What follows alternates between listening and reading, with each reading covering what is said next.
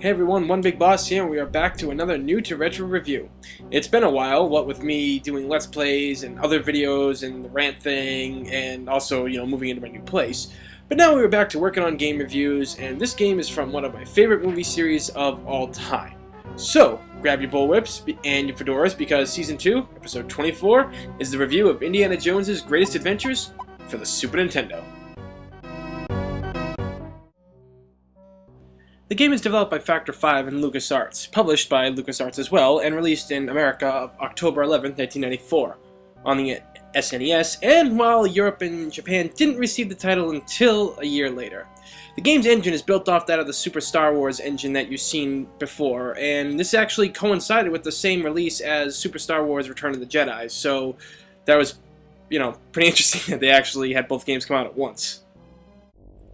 A port was to be made for the Sega Mega Drive / Genesis, but was shelved like many third-party games at the end of the Genesis era, and no known copies were actually released to the public at the time. It kind of is funny like that when you think about it. Like, no known copies were released, but there could be a copy somewhere. So, being this Indiana Jones, stuff about treasures, lost cities, and everything, it's kind of a cool little fun history fact about the game right there. At least it is to me, because I like archaeology and all this kind of lost city stuff, The game's plot is that of the three movies released during the 1980s. Taking control of Indiana Jones, you leave your job as a school teacher behind, and you head off to parts unknown to find treasures, fight Nazis, and all that kind of cool stuff. I always wondered how he was able to just take time off of work just to go around the world anytime he wanted, leaving his students behind in the classroom and such. I mean, I would have taken that class in college for an easy A for sure, because everybody knew every year he was they were lining up for his class just to get in there because they knew it was going to be an easy A. Somebody or his dad would just bust in the room and go, "Junior, come on, we've got to go find a lost treasure. Some guy named I've completely forgotten." Something like that. But it is true. Like, he was pretty much just able to take off to parts unknown and just ditch his class behind. I mean, how come I couldn't have teachers that cool when I was in school? Seriously, I probably would have actually done way better in school if I had a teacher like Harrison Ford or something, And your dad's Sean Connery? Fuck yeah! Gameplay for Indiana Jones is that of a platformer type, where Indy's main method of attacking is that of his trademark bullwhip, which can be used, much like in the movies, to swing across areas that Indy cannot reach himself. The whip's range is also long and can be used to attack enemies in almost every direction.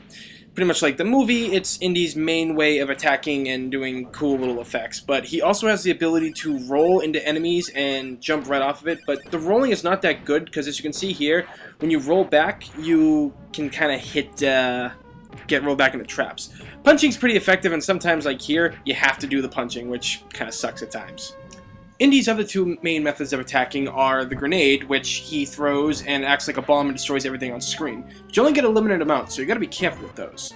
Next up is his trademark gun, which, it's a gun. It shoots. It's actually better than the whip at certain times, because the whip has a limited amount of range. While it is wide, the gun just goes full screen and can hit pretty much anything, and sometimes in this game, at certain levels, that's a good thing to use.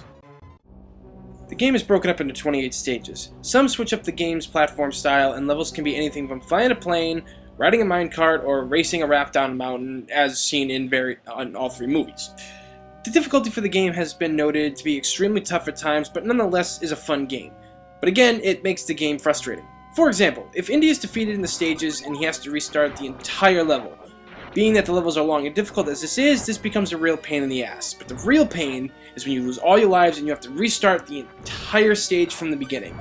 You can unlock the other movies by playing through the game, but unfortunately only Raiders of the Lost Ark is available at the beginning. There is a password system though, so in some ways that makes it good, because again, this game's frustrating with the variant enemies flying around, and sometimes your weapons just can't hit certain enemies, which again makes this game kind of a pain in the ass at times.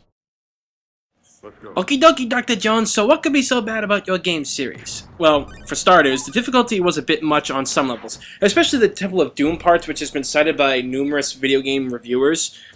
Given the continuation system and how it works, it often makes it furious to play this game at times, and it really takes away from how fun and amazing the game can be.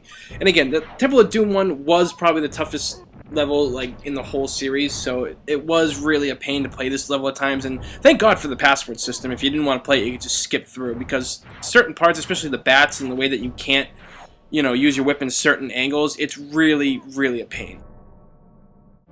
Another gripe I had with this game was the fact that Indiana's whip couldn't aim downwards diagonally, which was weird given that you could whip upwards diagonally too. I couldn't figure that out because some areas, again like the Temple of Doom, it was really hard to hit certain enemies, or enemies that came up from the ground that you could obviously hit, but you couldn't aim downwards or diagonally. So that was pretty much my only gripe with that. I mean, at least you had the gun to rely on it sometimes.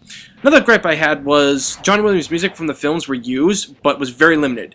There was a few from Raiders of the Lost Ark, 3 from the Temple of Doom, but none from The Last Crusade, which, to me, was the best film score and the best film of the series. But don't get mad, we're about to complete a great quest, the Holy Grail, the good about this game.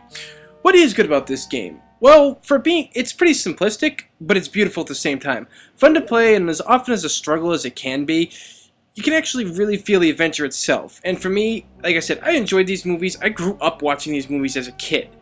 And of course, playing the games, I enjoyed them even more. Especially the later installments on the PS2, those were pretty fun. I'm not much of a Lego fan person, but still. This game was fun. Given my love for Indiana Jones, and Harrison Ford is a great, great actor, this game was really fun, and I kind of wish that, you know, we would get some more. Like, I mean, the Lego ones are fine and all, but I was kind of hoping for, like, a newer one. And as much as I complain about the difficulty of this game, it brought back a lot of great memories of me as playing this as a kid, though I only beat it twice that I remember, and unfortunately a lot of my data was lost, so that's why a lot of the footage I couldn't show from other parts of the game and boss battles, sadly. But still, the game is really just a blast. It's fun to play, and thank God, like I said earlier in this review, for the password codes, because sometimes you just want to get by certain levels and just play the game.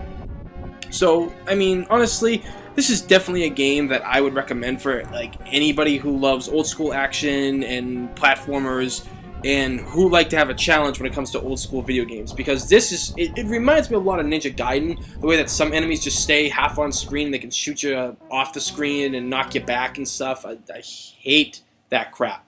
So again, if you're looking for a challenge or you enjoy great games, I suggest playing Indiana Jones Greatest Adventures for the Super Nintendo. It's for the Super Nintendo as well as, but it's also on the Wii U's console, so the virtual console. So if you get the chance, go pick it up. You probably won't regret it, but you're gonna rage for a little bit. Alright everyone, episode 24 is over and done with. So with that out of the way, we're moving on to bigger and better things. We hang up our fedoras and move on to episode 25, which will be a review of Sonic Generations for the PlayStation 3. This was actually like a really fun game, and I thought that since I'm getting back into Sonic again, that this review had to be, well, we just had to review it, because it's Sonic, it's classic, and to me, this was pretty much the game that saved Sonic the Hedgehog from pretty much going down the tubes. And if anybody who's followed Sonic, you all know what I mean by this, because Sega was putting out a lot of bad Sonic games for a lot of years. Even though some of them weren't good, they just weren't good in the eyes of the developers or whatever it was, or the consumer. So, like always, if you haven't, please subscribe because it's free, and in this day and age, free is a damn good thing. Also, stalk us on Facebook and tweet us on Twitter, because we have those too. Leave your thoughts and comments about this review, and possible show ideas and what you'd like for us to review next time. So, as always, I'm One Big Boss. Thanks everybody, and until then, I will see you all next time.